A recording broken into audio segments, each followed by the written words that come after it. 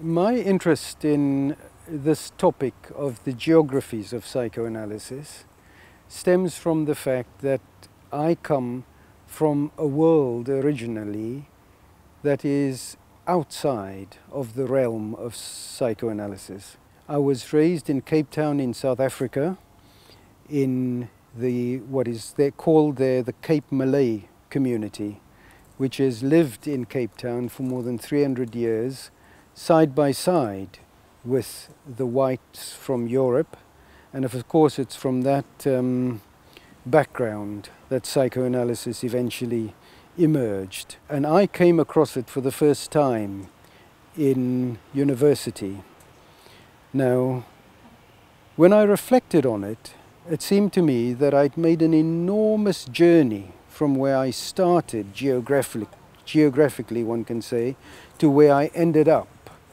It's dramatically shown in the sense that if you look at my ethnic origin, I come from Indonesia eventually, or rather I should say originally, 300 years ago. That's how we ended up in Cape Town. And of course I've moved from Cape Town to Britain specifically to study psychoanalysis.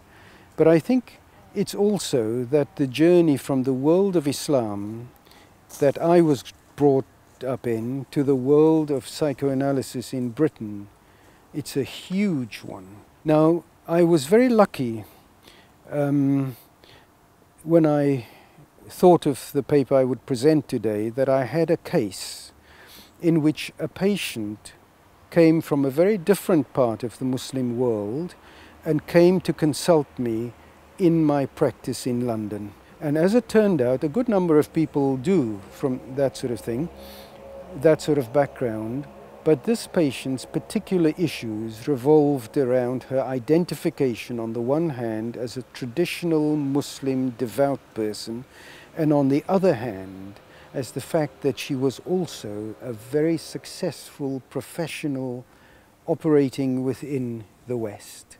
And she'd achieved quite a lot of recognition and so on. So that allowed me to approach it clinically, which I always think is the best way to try and get into these psychoanalytic debates around these issues, because it allows one, through the psychoanalytic method, to unpack it and gradually to see what's involved. So the case I spoke about was this woman. She's somebody who came for a consultation because her previous therapy couldn't make sufficient progress.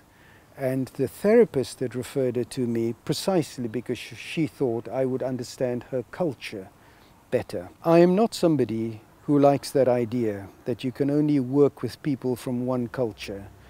But I took on this case on the assumption that it must be something that the therapist, as a white European, felt she couldn't empathize with and open up within the patient.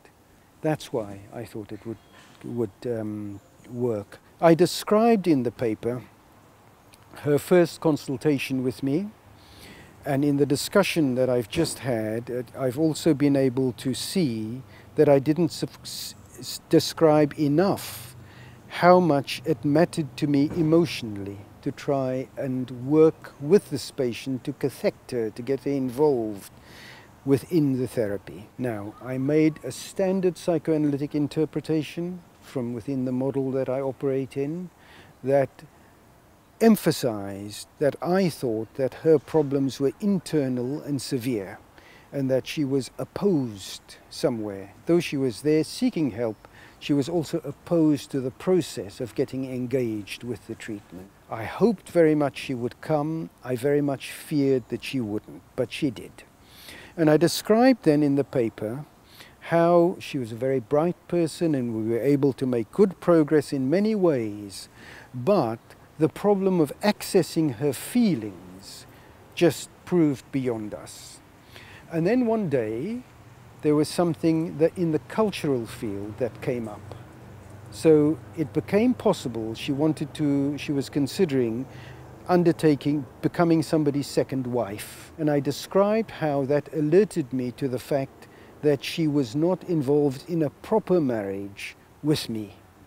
And that in turn allowed me to see through various observations that I describe, how that involved an identification with a part of herself that was very traditional Muslim, the daughter of her family, and another part that was split off, that was the Westerner.